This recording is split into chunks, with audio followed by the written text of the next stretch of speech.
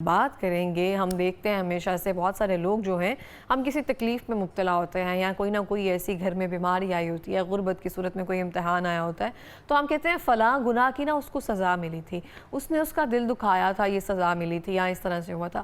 یہ تمام معاملات اللہ اور بندے کے درمیان ہیں. ہم کون ہوتے ہیں کسی کو جج کرنے والے؟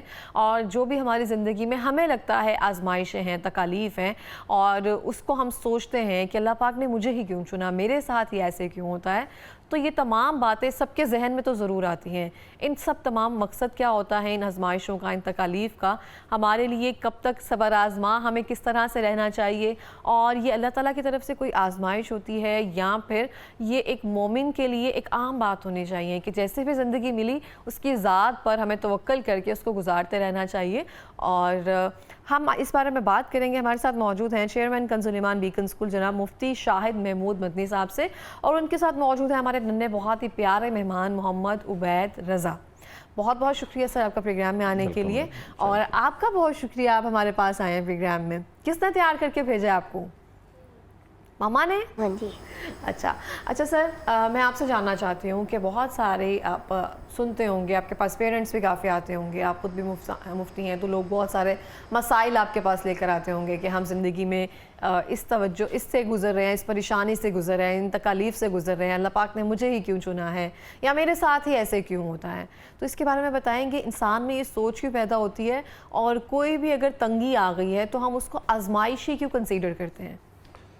بسم اللہ الرحمن الرحیم. میم, آپ کا جو آج کا ٹاپک ہے یقیناً سب کے لیے بہت فائدے کا ہے, اور یہ مسائل وہ ہیں جو عام طور پہ ہر انسان اس سے دوچار ہوتا ہے. اور یہ جو آپ کنسرن فرما رہی ہیں کہ یہ مجھ سے ہی کیوں ہے اور ہم ہی کیوں اس کا شکار ہیں, یہ نارمل ہے. یہ سب میں سمجھتا ہوں کہ اس معاملے میں ہمیں ہمیشہ دین کی جو ہے وہ تربیت اور جو ہدایت ہے وہ لینی چاہیے. اللہ تعالیٰ نے قرآن پاک میں ہمیں ارشاد فرمایا ہے کہ وَلَنَبْلُوَنَّكُمْ بِشَيْءٍ مِّنَ الْخَوْفِ وَالْجُوعِ وَنَقْصٍ مِّنَ الْأَمْوَالِ وَالْأَنفُسِ وَالثَّمَرَاتِ وَبَشِّرِ الصَّابِرِينَ.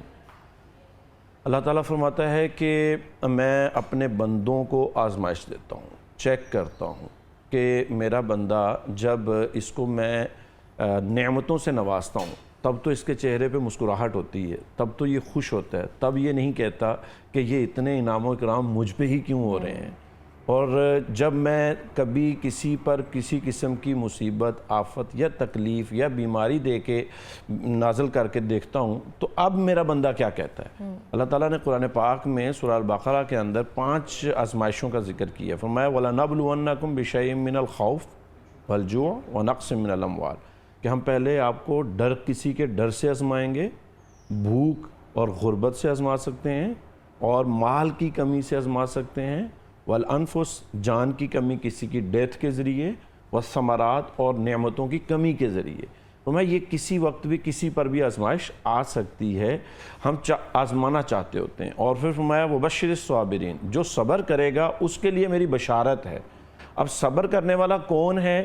ہم نارملی صبر کو بھی اپنے ایک زاویے سے دیکھتے ہیں, جب سارا رونا پیٹنا, دکھ درد, تکلیفیں سہ کے اور واویلا کر لیتے ہیں, اللہ کی ذات پہ اعتراض کر لیتے ہیں, پھر ہم کہتے ہیں ہم صبر ہی تو کر رہے ہیں. اللہ تعالیٰ فرماتا ہے نہیں, صبر یہ نہیں ہے. صبر یہ ہے کہ الذین اذا اصابتہم مصیبہ, کہ جب کسی کو کسی وقت بھی کوئی بھی چھوٹی بڑی مصیبت آئے, قالوا انا للہ و انا الیہ راجعون, تو وہ آگے سے کہے کہ اللہ میں بھی تیرا ہوں اور تیری طرف ہی میں نے واپس آنا ہے, جو تو کر رہا ہے میں اس پہ راضی ہوں. تو یہ ہر ایک کا اتنا ظرف یا پھر ہر ایک کا اتنا برتن نہیں ہوتا کہ ہم اس چیز کو فوری طور پر تسلیم کر لیں.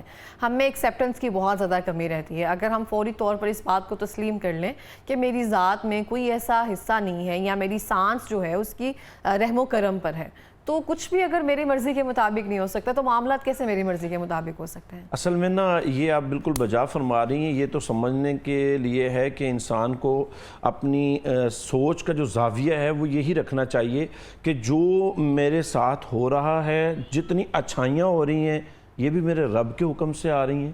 وما من اصاب من مصیبت الا باذن اللہ. اللہ فرماتا ہے کہ اگر کوئی مصیبت بھی آئی ہے وہ بھی اللہ کے حکم سے آئی ہے. تو سب سے پہلا ریئیکٹ جو ہمیں کرنا چاہیے کسی بھی آزمائش پریشانی میں, وہ اس کی مثال ہمارے آقا کریم صلی اللہ تعالیٰ علیہ وسلم تشریف فرما تھے تو یکدم سے چراغ بجھ گیا, تو آپ صلی اللہ علیہ وسلم نے فوراً پڑھا انا للہ و انا الیہ راجعون. تو صحابی رسول نے عرض کیا کہ اللہ کے نبی صلی اللہ علیہ وسلم کیا یہ بھی مصیبت ہے اور اس پہ بھی ہمیں یہ پڑھنا ہے, کیا اس پہ بھی اجر ہے؟ تو فرمایا ہاں یہ بھی مصیبت ہے, اس پہ بھی اگر ہم اللہ کی طرف رجوع کرتے ہیں تو اللہ ہمیں اجر عطا فرماتا ہے.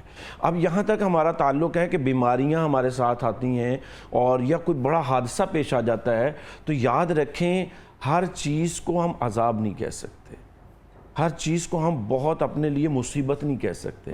اللہ کے نبی صلی اللہ تعالیٰ علیہ وسلم یہاں تک فرماتے ہیں کہ اللہ تبارک اذا اراد اللہ بہ عبدا خیرا, جب اللہ تعالیٰ کسی بندے سے بھلائی چاہتا ہے, خیر کا معاملہ چاہتا ہے, تو اللہ تعالیٰ اس کو کسی تکلیف میں آزما دیتا ہے. اور دوسری حدیث میں یہاں تک فرمایا گیا کہ جب بھی بندے کو اللہ تبارک و تعالیٰ اپنے ہاں کوئی مرتبہ دینا چاہتا ہے اور وہ اپنے اعمال کے ذریعے اس مرتبے تک نہیں پہنچتا, تو اللہ تبارک و تعالیٰ پھر اس کو کسی آزمائش میں ڈالتا ہے, وہ صبر کرتا ہے تو اللہ اس کو اس کے بڑے مرتبے پہ فائز کر دیتا ہے. اچھا, ہم دیکھتے ہیں بہت ساری چھوٹی چھوٹی چیزیں ہماری زندگیوں میں اس طرح سے ہوتی ہیں, جیسے کہ بہت سارے لوگ جو ہیں آزمائشوں کو ڈفرینٹ طرح سے کنسیڈر کرتے ہیں. کچھ لوگوں کی اولاد جو ہے وہ نافرمان ہوتی ہے, وہ ان کے لیے آزمائش آ جاتی ہے, یا پھر کچھ لوگوں کی بیماریاں صحت کے حوالے سے کچھ آزمائش ان کو فیس کرنا پڑتی ہے. اس طرح سے کون سی ایسی آزمائش ہے جو اللہ کے بہت قریب تر ہوتی ہے, یا جس میں ہمیں, ویسے تو ہمیں ہر حال میں شکر ادا کرنا چاہیے, لیکن کون سی ایسی آزمائش ہے جو ہم یہ کہہ سکتے ہیں کہ بہت سارے لوگ اس بات کو پوائنٹ آؤٹ کرتے ہیں نا کسی گناہ کے اس میں ملی ہوگی ہمیں, تو یہ کیسے ہم جان سکتے ہیں؟ یہ ایک حقیقت ہے کہ ہماری اکثر جو آزمائش اور تکالیف ہوتی ہیں وہ ہمارے اپنے گناہوں کی وجہ سے ہوتی ہیں. اللہ تعالیٰ قرآن پاک میں فرماتا ہے وَمَا أَصَابَكُم مِّن مُّصِيبَةٍ فَبِمَا كَسَبَتْ أَيْدِيكُمْ وَيَعْفُو عَن كَثِيرٍ. فرمایا کہ تمہیں جو مصیبت پہنچ رہی ہے وہ تمہارے اپنے ہاتھوں کی وجہ سے, اپنے اعمال کی وجہ سے, لیکن اللہ رحیم ہے, کریم ہے. وہ فرماتا ہے کہ میں تمہیں ہر تمہارے گناہ پہ نہیں پکڑ کرتا, وَيَعْفُو عَن كَثِيرٍ, اکثر میں تو میں تمہیں چھوڑ دیتا ہوں.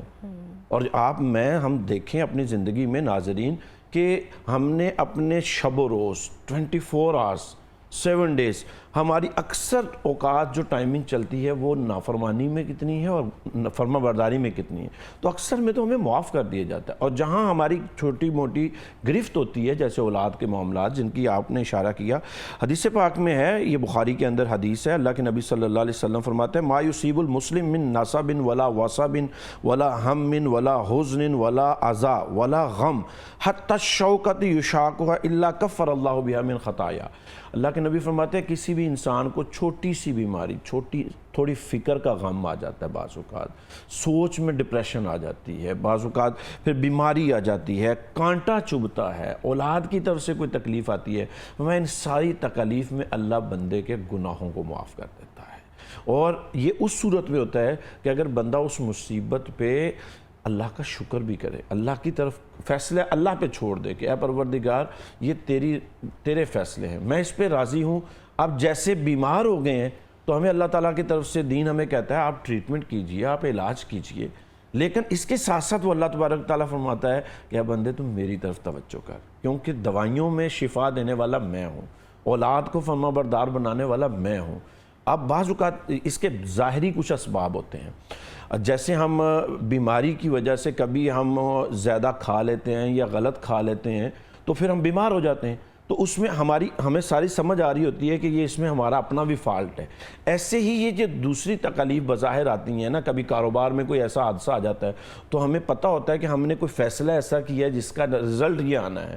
اولاد کی تربیت میں جہاں ہم یہ سمجھتے ہیں کہ اولاد میرے ساتھ بہتر ٹریٹ نہیں کر رہی, تو کبھی یہ بھی غور کرنا ہوگا کہ میں نے اولاد کی تربیت کی کیسی ہے. اور کبھی ایسا بھی ہوتا ہے, دین اسلام ہمیں اس پر گواہ ہے کہ اگر کسی نے اپنے ماں باپ کے ساتھ برا سلوک کیا ہے تو اس کے ساتھ بھی کہیں نہ کہیں یہ ہوتا ہے. اچھا, بہت سارے لوگ جو ہیں زندگی میں بیمار ہو جاتے ہیں اور پھر اس کے بعد ان کی وفات ہو جاتی ہے, تو جو دیکھنے والے ہوتے ہیں نا تو وہ معاذ اللہ اس طرح سے بات کر رہے ہوتے ہیں کہ اس نے پتہ نہیں کون سے گناہ کیے تھے, استغفر اللہ, یا اس کو اس بات کی سزا ملی ہے, بیماری اس لیے کاٹ رہا ہے وہ. لیکن ہمیں تو یہی ایمان ہے کہ جب وہ کوئی بیمار ہو جاتا ہے تو اس کے سارے گناہ جو ہیں وہ اللہ پاک معاف کر دیتا ہے. تو اس بارے میں اگر آپ بتائیں. اس میں میم اس طرح ہے کہ یہ نارملی مجھے, آپ کو یا کسی بھی سیکنڈ تھرڈ پرسن کو یہ حق نہیں پہنچتا کہ ہم کسی کو آئیڈینٹیفائی کریں کہ یہ اس کے گناہ کا معاملہ ہے. یہ جو قرآن کا فلسفہ ہے نا کہ تمہیں تمہارے اعمال کی وجہ سے ہوتا ہے، یہ انسان کو بذات خود اپنے آپ پر سوچنا ہوتا ہے، دوسرے کے لیے نہیں ہم کہہ سکتے۔ دوسرے کے لیے ہمیں کیا سوچنا ہے؟ قرآن و حدیث ہمیں یہ کہتی ہے کہ ہم یہ سوچیں گے کہ اللہ تعالیٰ اس بندے کے درجات بلند کرنا چاہتا ہے، اللہ تعالیٰ اس کو آزمائش اس لیے دے رہا ہے کہ یہ میرا بندہ صبر کرے، میں اس کو جنت کے اعلیٰ مرتبے پہ فائز کروں۔ یعنی ہمیں بدگمانی کرنے کی، دوسرے کو گناہ گار ثابت کرنے کی کوشش نہیں کرنی چاہیے، بلکہ جہاں تک مصیبتوں کا معاملہ ہے تو اللہ کے نبی صلی اللہ تعالیٰ علیہ وسلم، حضرت سعد کہتے ہیں کہ نبی علیہ السلام سئل النبی، اللہ کے نبی سے سوال کیا گیا کہ ای الناس اشد بلا، یا رسول اللہ سب سے زیادہ سخت تکالیف کس کو آئی ہیں؟ تو اللہ کے نبی فرمانے لگے الانبیاء، کہ سب سے زیادہ سخت تکالیف انبیاء کرام کو آئی ہیں۔ اب ذرا غور کریں، اگر یہی کنسیپٹ ہم نے سمجھنا ہو کہ پتہ نہیں کس گناہ کی وجہ سے آیا ہے، تو اللہ کے نبی تو معصوم ہوتے ہیں، ان سے تو گناہ کا تصور بھی نہیں ہوتا۔ وہاں کیا ہوتا ہے؟ فرمایا سب سے زیادہ تکالیف انبیاء کو آتی ہیں، ثم الامثل فالامثل، پھر جو اگلا درجے کے لوگ ہیں ان پر پھر اس سے اگلے، پھر فرمایا یبتلی الرجل علی حسب دینہ فإن کان فی دینہ صلبا اشتد بلاؤ وإن کان فی دینہ رقۃ ھون علیہ۔ فرمایا کہ اللہ کے ہاں یہ معیار بھی ہے کہ اللہ تعالیٰ دین میں جو سخت ہوتا ہے، جو دین پہ زیادہ عمل کرتا ہے، اللہ اس پہ آزمائش زیادہ ڈالتا ہے۔ تو اس کا مطلب ہوا کہ وہ سوچ تو غلط ثابت ہو گئی کہ اگر تمہارے گناہ ہی ایسے ہیں جس وجہ سے تم پر آیا ہے، تو یہ اسلام کہتے ہیں نہیں، ایسا نہیں ہوتا۔ ہاں گناہوں کی وجہ سے بھی ہوتا ہے، لیکن ہم کسی سیکنڈ پرسن کو نشانہ انگلی نہیں بنا سکتے کہ آپ گناہ گار تھے تو اس لیے اس کی سزا آپ کو ملی ہے۔ بالکل، یہ اللہ اور بندے کے درمیان اس کا تعلق ہے اور وہی بہتر جانتا ہے، وہی بہتر کارساز ہے۔ اچھا، میں جاننا چاہتی ہوں آج کل کے دور کا اگر ہم کمپیریزن کریں تو ہم سب کو پتہ ہے کہیں نہ کہیں ہمارے پاس جو ابھی بارشوں کا سلسلہ جا رہا ہے، جو اتنی سب چیزیں آ رہی ہیں، جو زحمت بنتی جا رہی ہے بہت سارے لوگوں کے لیے، تو اس کے لیے بھی کہا جاتا ہے کہ ہمارے جو گناہ جو ہیں وہ بڑھتے جا رہے ہیں۔ تو اس سلسلے میں ہمیں کیا کرنا چاہیے؟ ہم ہر بات میں، ہر چیز میں اللہ کا خوف رکھنا بھی بڑی اچھی بات ہوتی ہے۔ اگر آپ کو لگے ضرورت سے زیادہ کچھ ایسی پریشانیاں آ رہی ہیں تو شاید میرے سے کوئی غلطی ہو گئی ہو، تو اس کا کیا ہم کفارہ کر سکتے ہیں؟ ہر ٹائم اس کی ذات کا استغفار کرتے رہیں، اس سے معافی مانگتے رہیں، اس کے بندوں کا دل خوش رکھتے رہیں، ہم کیا کر سکتے ہیں؟ میں اس حوالے سے 2-3 پوائنٹ عرض کرنا چاہوں گا۔ ایک تو یہ بات کہ پرسنلی ہمیں کبھی یہ نہیں سوچنا چاہیے شاید مجھ سے گناہ ہوا ہے۔ یقین کیجیے ہم تھوڑی دیر کے لیے اپنے اوپر اپنے رب کی نعمتوں کا احساس کریں اور پھر اس کی فرما برداری کی طرف ذہن جائے، تو پھر یہ آئے گا کہ میں تو ہر وقت ہی اللہ کی نافرمانی میں ہوں۔ پرسنلی تو ہمیں یہ نہیں سوچنا چاہیے کہ پتہ نہیں مجھ سے کون سا گناہ ہوا ہے، کون سا گناہ ایسا ہے جو ہم سے نہیں ہوا۔ ہم نماز نہیں پڑھتے، پڑھتے ہیں تو صحیح نہیں پڑھتے، حلال نہیں کماتے، حلال کمائیں بھی تو اس کو صرف صحیح نہیں کرتے۔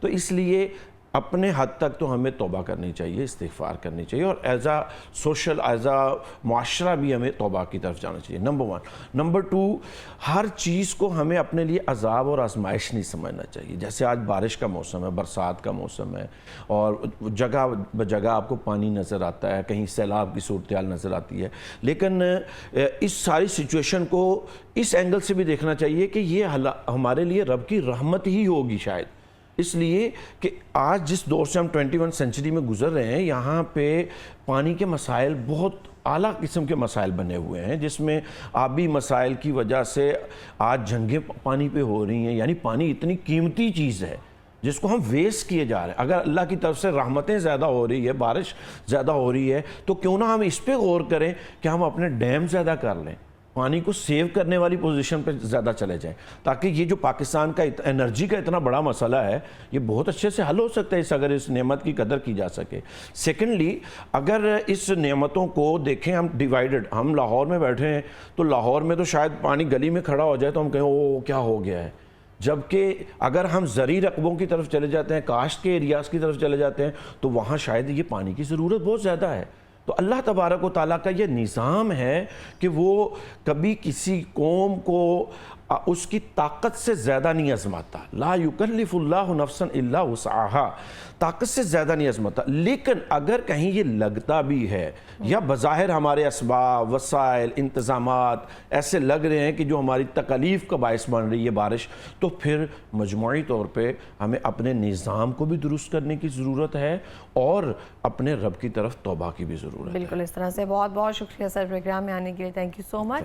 عبید, ہم آپ سے نعت سننا چاہیں گے. آپ اتنے ماشاءاللہ پیارے لگ رہے ہیں, اتنے پیارے تیار ہو کے آئے آپ, تو آپ ہمیں نعت سنائیں گے؟ ہاں جی. جلدی سے سنا دیں. کون سے نعت سنائیں گے آپ ہمیں؟ درود اہل بیت اللہم صلی علی محمد. چلیں ماشاءاللہ شروع کریں. مل کر درود اہل بیت پڑھتے ہیں. اللہم صلی علی سیدنا و مولانا محمد. اللہم صلی علی سیدنا و مولانا محمد وعلی سیدنا علی و سیدتنا فاطمہ و سیدتنا زینب و سیدنا حسن و سیدنا حسین وعلی آلہ و صحبہ و بارک وسلم. پیارے نبی کی ذات پر, پیارے نبی کی ذات پر رب کا درود ہے. پیارے نبی کی ذات پر رب کا درود ہے. سرکار دو جہان پر, سرکار دو جہان پر سب کا درود ہے. اللہم صلی علی سیدنا و مولانا محمد. اللہم صلی علی سیدنا و مولانا محمد وعلی سیدنا علی و سیدتنا فاطمہ و سیدتنا زینب و سیدنا حسن و سیدنا حسین وعلی آلہ و صحبہ و بارک وسلم.